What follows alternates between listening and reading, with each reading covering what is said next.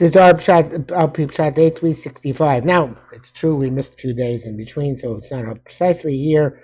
We started, but nevertheless, it's an auspicious occasion, and it's 365 recordings, and approximately 365 days since we started, so it's been a tremendous course to learn and try and teach the Zohar Kodesh for this time, because Baruch Hu should give us Siyata Dishmaya to learn and to teach as much as we possibly can for many years to come.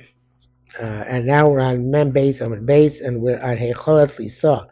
And this begins, the Net Derech says this Heichal is the third, this third Heichal corresponds to Netzach.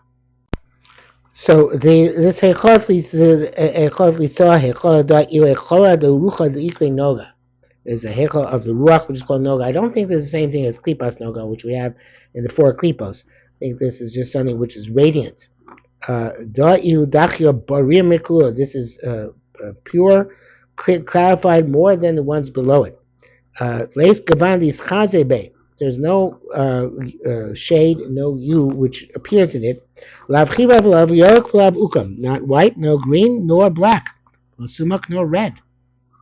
I think probably because we like our tefillos to describe in a way that we say Shem Shemali Komishlosi Benu Latova. So of course, why we say Shem Shemali Komishlosi Benu, why not Latova? Not just why don't we suffice to say Komishlosi Benu? Why do we have Latova? Because sometimes our Mishalos slave are not Latova. Sometimes what we ask is not good for us. So therefore, we don't want to actually have our tefillos have a specific color.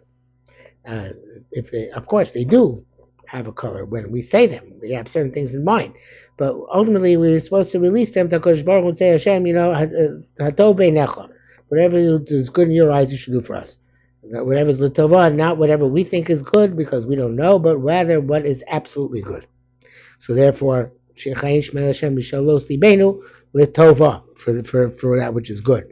So here too, I think the idea is also that this is in Netzach, because we want something which is not just temporarily a bracha, right? A bracha is according to our current and specific perspective, but something which is a permanent and true bracha.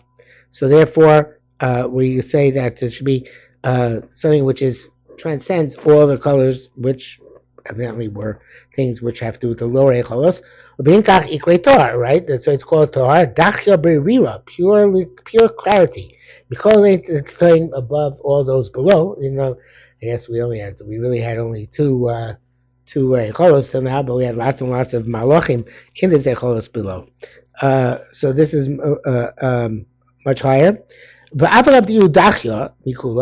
though it's purer than all of them, it's not perceived. It's got to go through the lower levels. So before the lower levels roll around and connect to it, and go into it, once they go into it, then this light is perceived. Not one of the shades, but its own unique light. Which is again pure light. When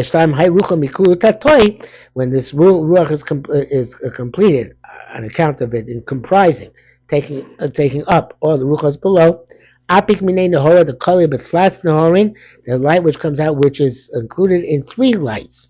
Inun trei nehorin salkin v'nachtim v'natzitzin. So I guess you have the two lights in below, two echolos below. This light becomes a third light, and then it goes about down again to have a influence down below.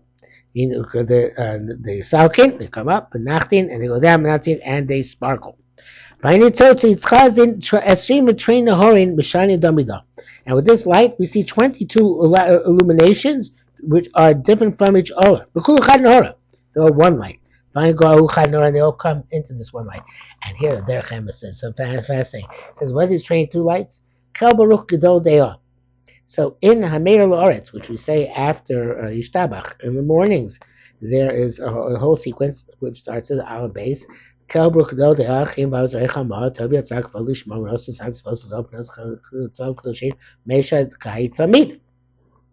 these are the 22 oros, which come in HaMeir Loretz, right? And this is obviously the beginning of our connection to this Heichal of Noga, where these things come together in lights which can be diffused and have an impact on the totality of the Bria, corresponding to the 22 letters.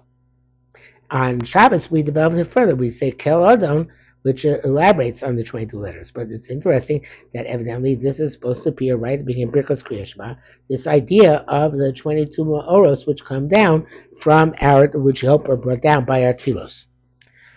So I'm not sure where the first Heichalos are manifest, but obviously in this passage, HaMeir Loretz until Yotzer Mos, we talk at great length about Malachim.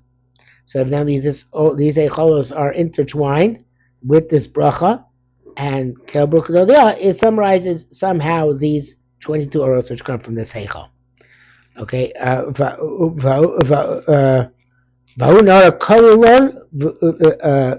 this light includes them.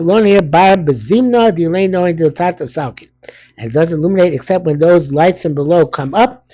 And the ratzon of the tefillah, in other words, our kavanah, our davening, brings them all down. Then that light comes out of this ruach. This light illuminates. So I'm not sure what these two lights are. Maybe the two lights which are of the lower hecholos. And these chazun kechushbon chabez of the chabez asma d'oraisa. Okay, and then it's manifest in these 22 letters of the Torah. Okay, of course, this Heichal, as you see if you look at the Zohar here, goes on for a long time, but we'll stop here for today.